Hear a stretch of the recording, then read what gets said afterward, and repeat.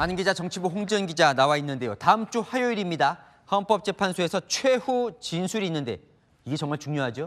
네, 굳히기를 하고 싶은 쪽도 그리고 판은 뒤집고 싶은 쪽도 이제 마지막 최후 진술 한 방만 남았습니다.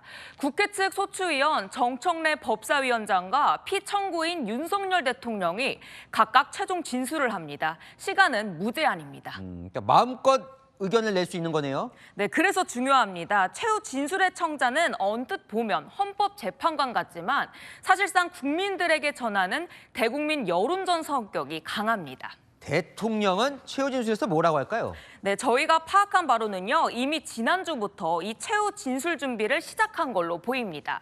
대통령이 직접 이 진술문을 쓰고 있고요. 주변의 의견도 전달되고 있다고 합니다.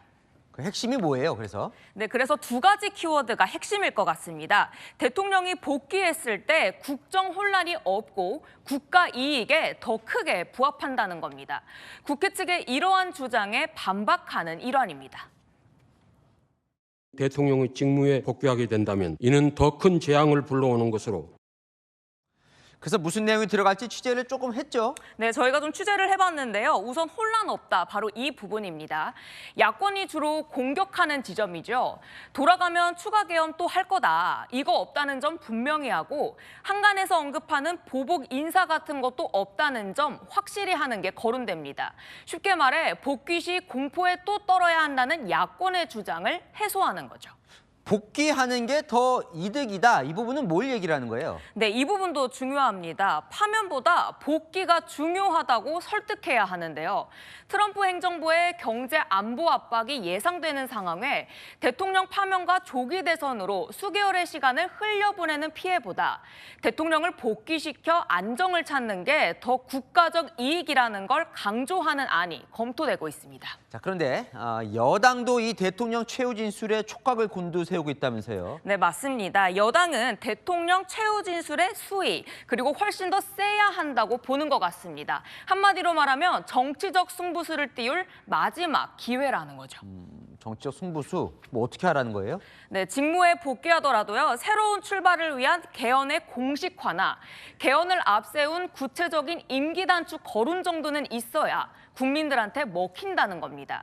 한 중진 의원은요. 이렇게 하면 국민들한테는 영웅이 될 거고 역사적 공을 세우게 될 거다. 이렇게까지 말했습니다. 이 정도의 강한 한방이 있어야 헌재는 물론 국민 설득이 가능하다는 겁니다. 자, 사실 어제가 중요하다고 한 이유가 대통령에게 검찰에서 불리한 진술했던 3인방이 나오는 거였거든요. 진술이 끝났습니다. 어떻게 보고 있어요? 네, 사실 어제 변론기일에 대한 평가는요, 좀 많이 엇갈리는 편입니다. 대통령 측은요, 홍장원 전 차장의 진술은 이미 오염됐다고 보고요. 조지호 경찰청장, 한덕수 국무총리의 검찰 조서 내용은 어제 진술로 다소 흐려졌다. 나름의 선방이다. 이런 분위기입니다. 하지만 국회의원 체포 지시를 진술한 조지호 청장이 어제는 대부분 침묵했다는 점에선 사실상 인정한 걸로 보는 시각도 있습니다. 탄핵 심판에 대해서 야당은 조용한데 어떻게 보고 있습니까? 네, 야당은 대세는 이미 정해졌다고 보는 분위기입니다. 결과는 헌재 만장일치, 즉 탄핵 결정일 거라고 보는 기류입니다.